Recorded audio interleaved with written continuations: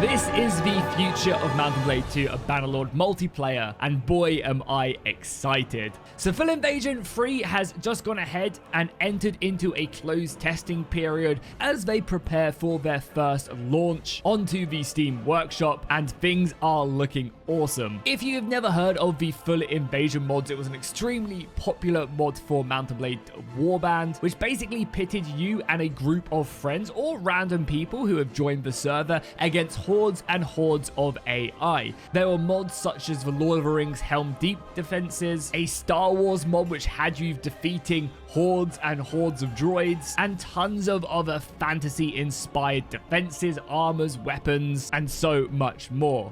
With Full Invasion 3, they do look to take that one step further, of course, Bannerlord being a major upgrade to Warband itself in what's actually possible, which makes this project even more exciting. So what exactly is Full Invasion 3 going to do for Bannerlord when it does finally release? Well, if we go ahead and jump into the play session I was kindly invited to by the developers, we can take a look at some of the stuff that they've currently got. Of course, this is all very much a work in progress, and as the mod gets more and more developed, they look to improve certain aspects of the setup. But right now, we have this really cool menu as you load into the game, which will basically allow you to start your kind of character creation. You'll be able to pick a certain class from Recruit, Soldier, and Elite, each of these providing you with certain bonuses, abilities, and skills. For example, I played as the Valandian Levy Crossbowman in my first game. That, of course, gave me the ability to wield the equipment of said class, but it also allowed me to go ahead and start gaining skills in them areas, which I'd then later be able to utilize and cash in to go ahead and upgrade to a soldier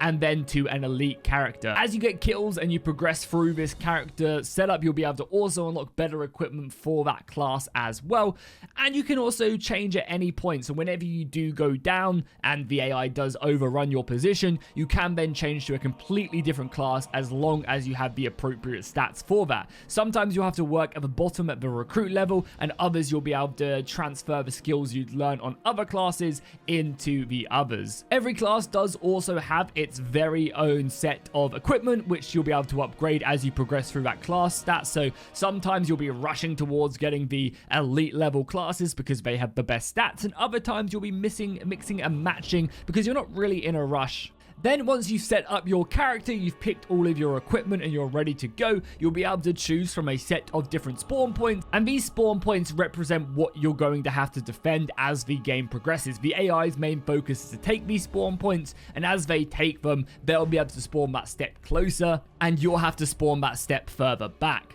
This is pretty interesting because it does also encourage you to try and reclaim these positions. I'm not sure if they're going to later on make it so that once you lose a position, it's gone forever. But as of right now, you can actually take these back, which I kind of like. You're having to fight back the hordes of AI spawning, which it makes for a pretty interesting dynamic. They have a handful of maps currently in the closed beta. One was this awesome beach landing where the AI would come flying on these boats and then eventually land and try and overrun the beach. And then another one which was just a Valandian castle up in the mountains with lots of debris. The AI would utilize siege towers, ladders, and any way to break into the defenses and take your positions. Of course, as the match does go on, you'll be able to see by this red bar at the top of the screen, you'll be able to see as the waves continue to come at you, the red bar at the top of your screen will slowly deplete. Each time this does deplete and go past the little pincers, which are sectioned along the red bar, a higher tier unit will spawn. We'll start off with very easy looters, recruits, giving players a chance to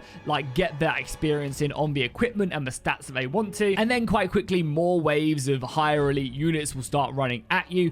It became quite an issue towards the mid part of that when they started getting missiles locked in with shielded infantry, and you're under a lot of fire because the AI with their crossbows and their archers don't miss in their numbers. And the majority of the builds I saw, people were running around with two-handed swords because it is honestly the best way to cleave through your opponents. But of course, that does leave you very vulnerable to all the missiles that are going to be shooting at you. And I found myself playing this and being overrun quite a few times. The mod itself does also allow you to go ahead and utilize all the siege equipment.